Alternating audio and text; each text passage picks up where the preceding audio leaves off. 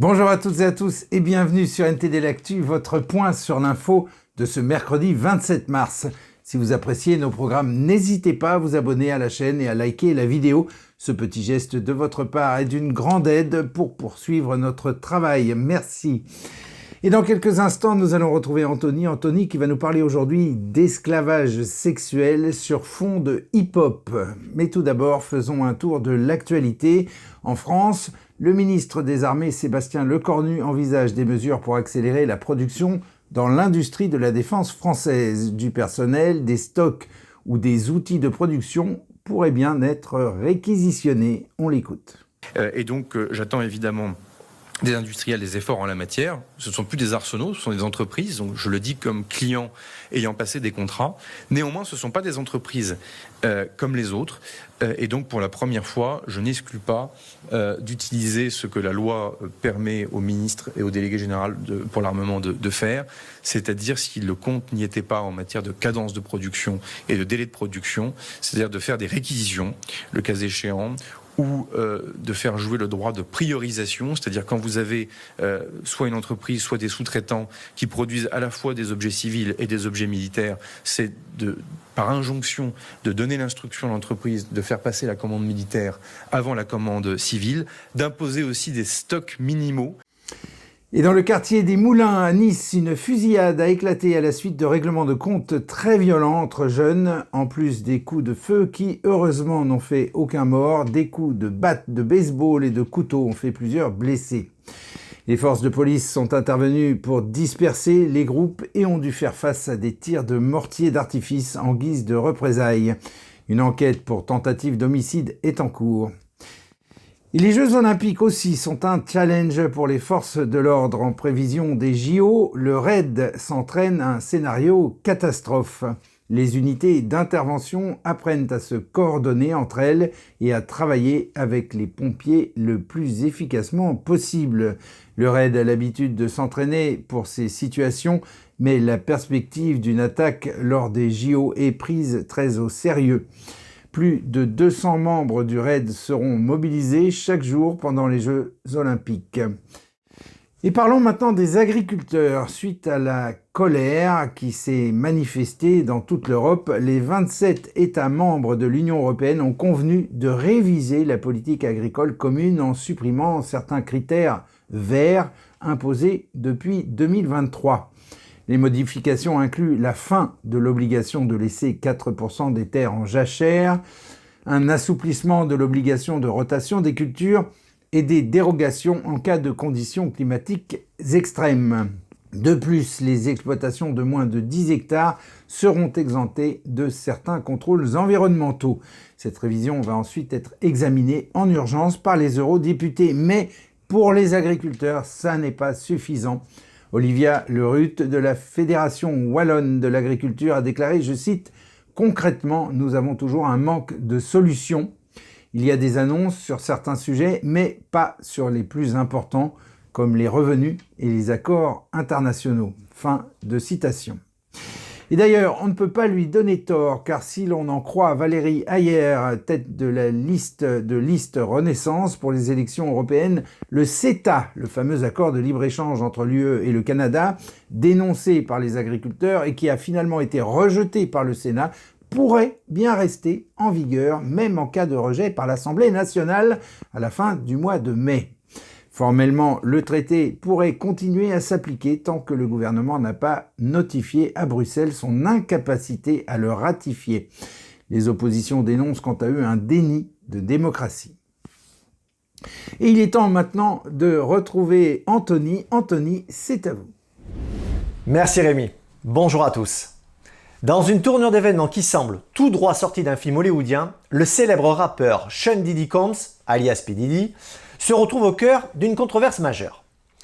Les autorités fédérales américaines ont lancé des raids sur ses propriétés à Miami et à Los Angeles, dans le cadre d'accusations de trafic sexuel portées contre lui.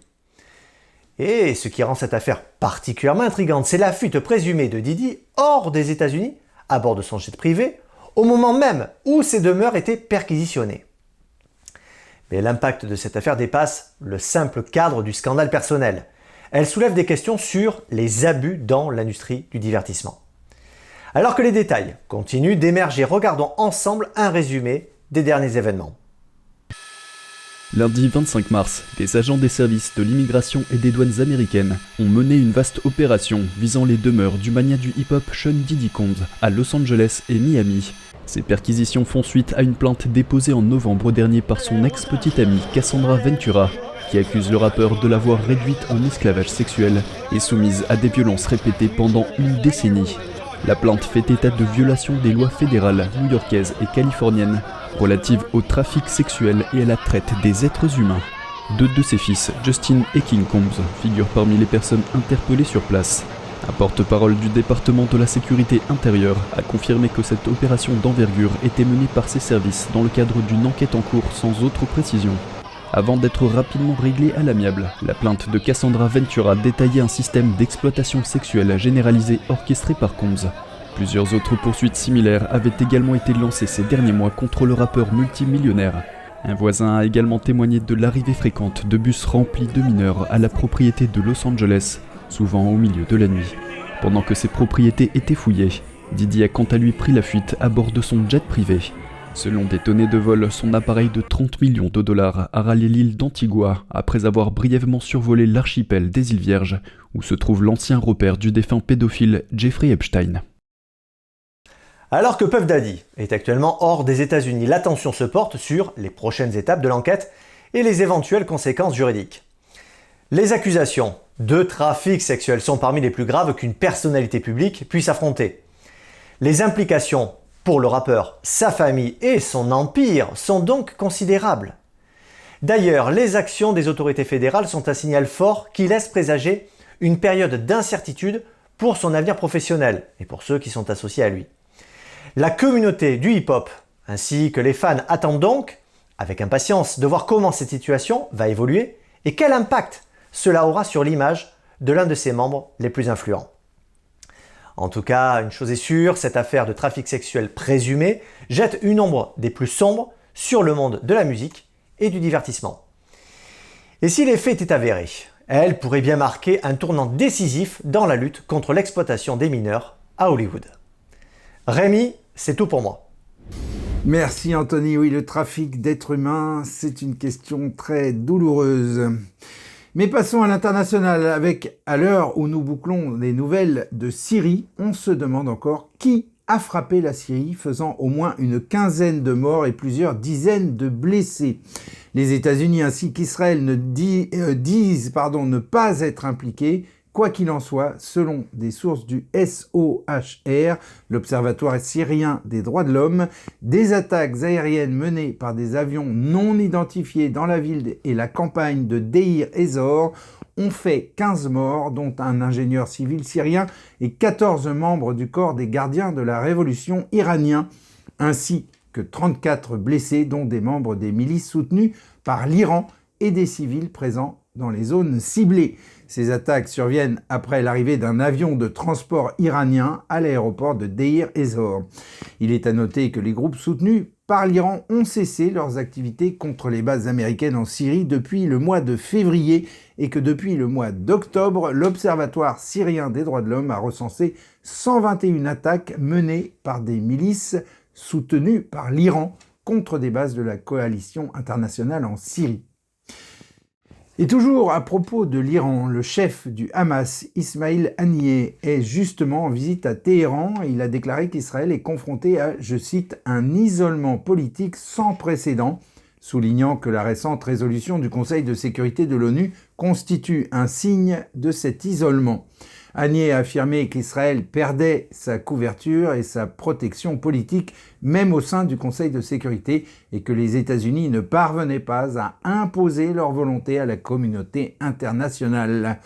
À noter que certains analystes rapportent que le groupe terroriste islamiste palestinien, se sentant soutenu par une partie de la communauté internationale, sera moins susceptible de libérer les otages dans l'immédiat.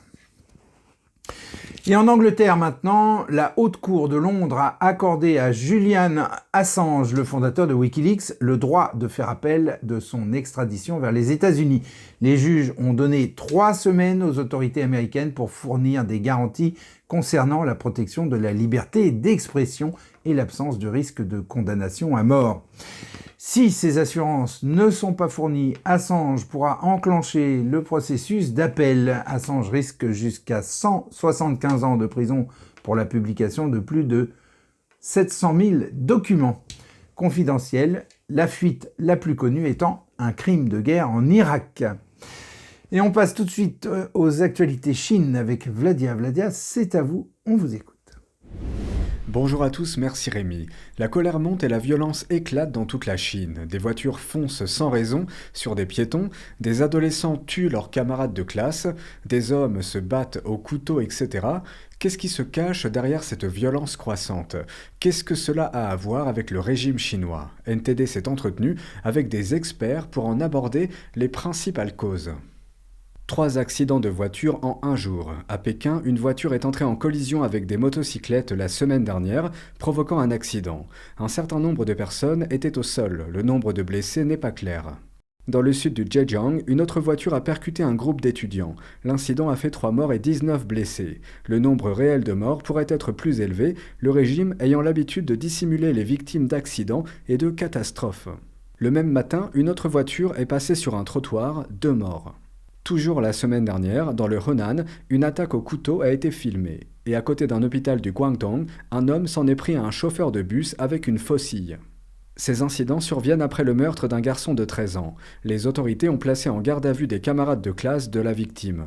Des résidents chinois ont déclaré à Radio Free Asia que beaucoup d'entre eux sont désormais sur le qui-vive lorsqu'ils se promènent dans la rue, de peur d'être attaqués à l'improviste.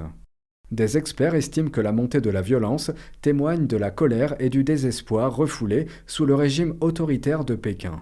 Ceux qui ont subi des injustices ne peuvent pas défendre leurs droits. Les systèmes judiciaires, les agents de police et les procureurs sont corrompus et s'opposent aux citoyens ordinaires. La répression violente du Parti communiste chinois à l'encontre des citoyens est comme une cocotte minute sur le point d'exploser. En Chine, des dizaines de millions de personnes sont connues sous le nom de pétitionnaires. Ils ont été malmenés par les autorités ou le régime et ils cherchent à obtenir justice. Défendre leurs droits par le biais des systèmes juridiques est difficile et souvent infructueux à l'intérieur du pays. C'est pourquoi ces personnes tentent de s'adresser à des fonctionnaires de haut rang. Nombre d'entre elles sont arrêtées ou emprisonnées pour avoir expliqué leurs problèmes en public. Les gens ne voient pas d'espoir dans leur vie. En même temps, le sentiment d'oppression imprègne toute la société en raison du contrôle étroit exercé par Pékin. C'est pourquoi les incidents impliquant des personnes qui se vengent de la société sont si fréquents. Un autre expert a souligné les dégâts d'un contrôle trop strict sur la mentalité du peuple.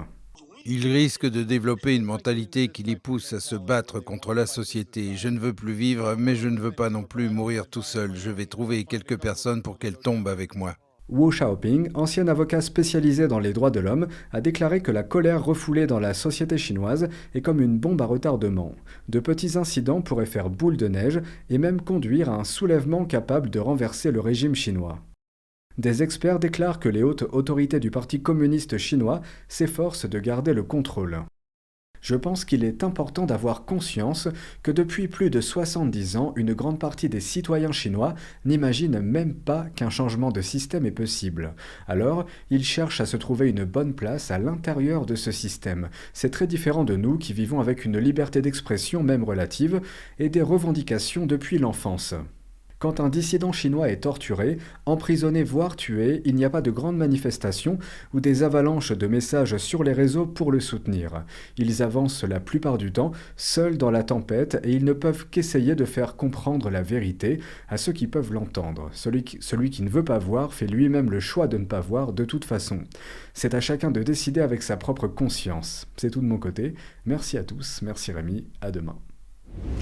Merci Vladia, et on conclut cette édition avec un art qui prend racine vers 300 après Jésus-Christ, la mosaïque byzantine. La mosaïque byzantine, héritière de l'art grec et romain, trouve son expression la plus emblématique à Ravenne et Constantinople. La basilique San Vitale à Ravenne et la basilique Sainte Sophie à Constantinople en sont des exemples majeurs. Ornant essentiellement les murs, ces mosaïques se distinguent par l'utilisation de tesselles d'or et de pâte de verre disposées de manière à créer des reflets vibrants. Principalement dédiés à des thèmes religieux ou politiques. La pâte de verre et l'or sont enfermés entre des couches de verre, les matériaux étaient taillés à la main. Après une quasi-disparition, l'art de la mosaïque a été ravivé en France par Giandomenico Facchina qui crée son premier atelier de mosaïque à Béziers en 1852 à l'âge de 26 ans. Ainsi s'achève ce journal. Merci à toutes et à tous de l'avoir suivi. On se retrouve demain à 13h pour une nouvelle édition de NTD L'Actu. Très bon après-midi. À demain.